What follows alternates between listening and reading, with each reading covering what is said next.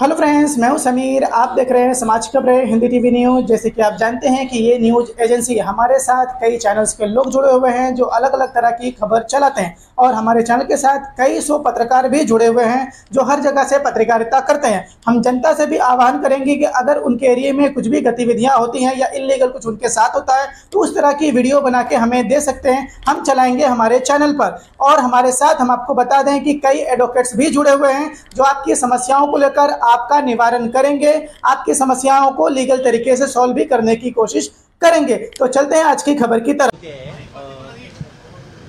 विरोधकांकडून आपली काय भूमिका आहे? असं काही नाही, इच्छेसाठी असेल बोललं तर माझा काही विरोध नाही, पण जो इश्यू आहे त्याचं डिस्कशन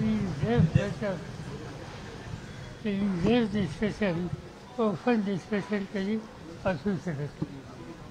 आता याच्या आधी एक दोनदा इन्सिडेंट झाले.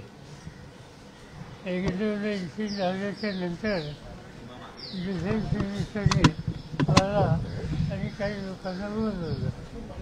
आमच्याबरोबर मॅच ठेवले.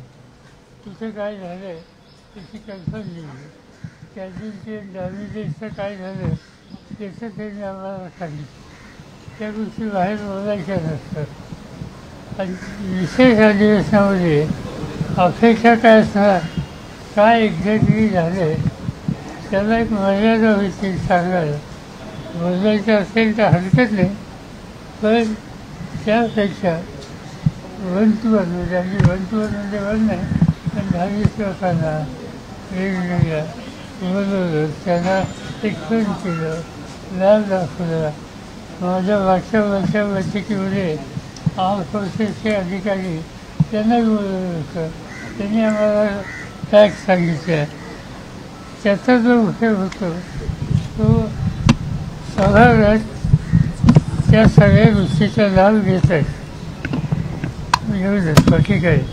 अमेरिकेच्या राष्ट्राध्यक्षांनी हस्तक्षेप केला आणि शस्त्रसंधीची घोषणा केली, यावरून खूप टीकास्त्र होत आहे. असं आहे की प्रश्न उपस्थित आम्ही, मला जे आठवतंय ते सिमला करार हा विशेष इंदिरा गांधी आणि भुट्टो यांच्यात झालेला होता.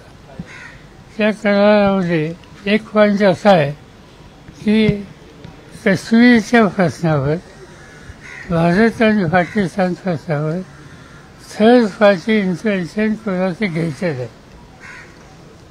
असं ॲग्रीमेंट आहे. दोन देशात आहे, दोन देशाच्या प्रधानमंत्र्यांच्यात आहे. असं असताना अमेरिकेची मदत घ्यायची काय आवश्यकता होती असा प्रश्न कुणी विचारला तर केंद्राला त्याचं उत्तर द्यावं लागतं. पंतप्रधान नरेंद्र मोदी 8 वाजता बोलणार, संबोधित करणार पंतप्रधान. त्यामध्ये या गोष्टींचा उलगडा होऊ शकेल असं वाटतं. बघूया, त्यांचं भाषण ऐकूया. तुम्ही ऐका, मी ऐकतो, नंतर. पवार साहब, हिंदी में जानना चाहेंगे कि जिस प्रकार दोन देशांची मध्ये युद्धजन्य परिस्थिती असताना तिसऱ्याच राष्ट्राचा प्रमुख ट्विटरच्या माध्यमातून जाहीर करतो, त्याच्यावर ही टीका होते. आपल्या भारताकडून तर पाकिस्तानकडनं अशा पद्धतीने जाहीर होणं आधी गरजेचं होतं का? नक्की साधी सगळी गोष्ट आहे. मगाशी शिमला ॲग्रीमेंटचं उदाहरण जे सांगितलं ते काय सांगतं, आमचा विषय आम्ही बसत होतो. तिसऱ्या त्याच्यात भाग घालायचं कारण नाही, पण आम्ही स्पेस दिली तर ते का सोडलं.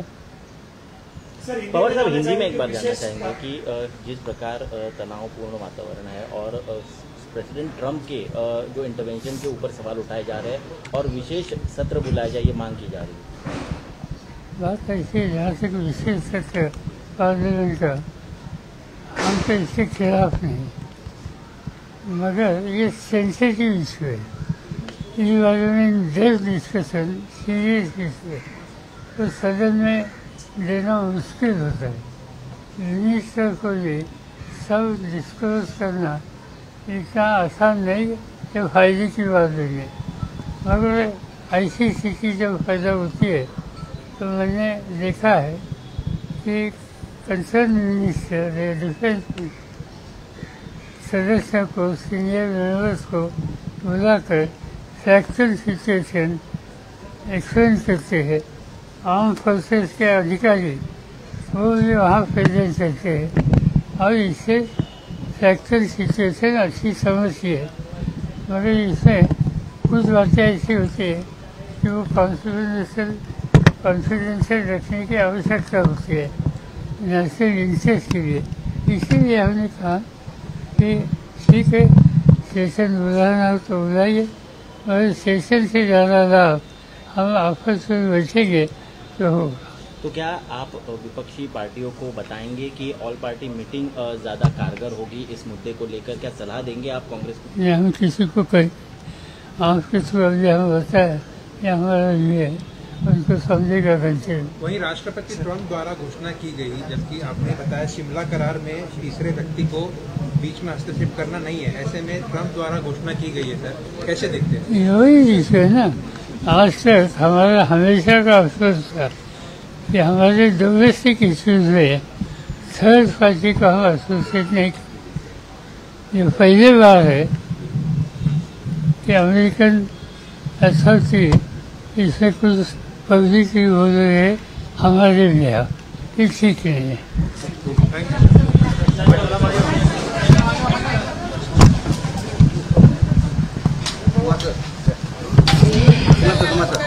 क्या आपका एनजीओ है और काम करने के लिए डोनेशन चाहिए, लेकिन 1280G सर्टिफिकेट नहीं होने की वजह से डोनेशन नहीं मिल पा रहा है?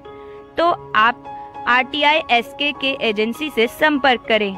RTI SK के एजेंसी से संपर्क करके 1280G सर्टिफिकेट बनवा सकते हैं।